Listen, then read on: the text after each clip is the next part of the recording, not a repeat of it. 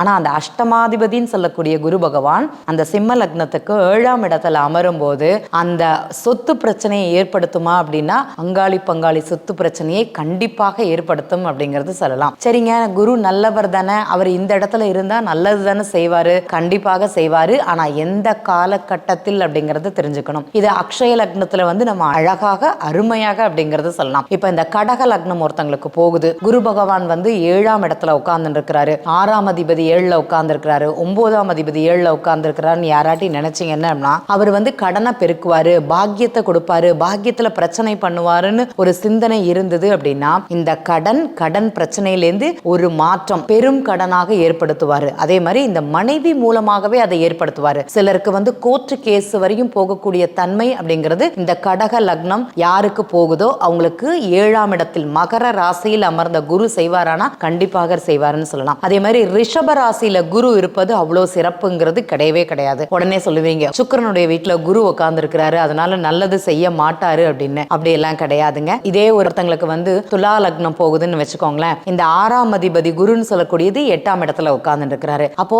இந்த பிரச்சனை ஒரு நோய், அந்த நோயை பெரிதாக்கக்கூடிய ஒரு தன்மை, சாதாரணமா எனக்கு ஒரு சின்ன வயிற்று வலி அப்படின்னா நான் அதை கவனிக்காம இருந்து எனக்கு சர்ஜரி வரைக்கும் போகக்கூடிய ஒரு தன்மை இருக்குமானா அங்க இருக்கும். சிலருக்கு வயிறு சம்பந்தப்பட்ட உபாதை அப்படிங்கிறது இருக்கும். பெண்களுக்கு கர்ப்பப்பை சார்ந்த பிரச்சனைகளை கொடுக்குமானா கண்டிப்பாக அங்க அப்படிங்கறது அவங்களுக்கு கொடுக்கும். அதே மாதிரி சிலர் இந்த துலா லக்னம் போறீங்க பாத்தீங்கன்னா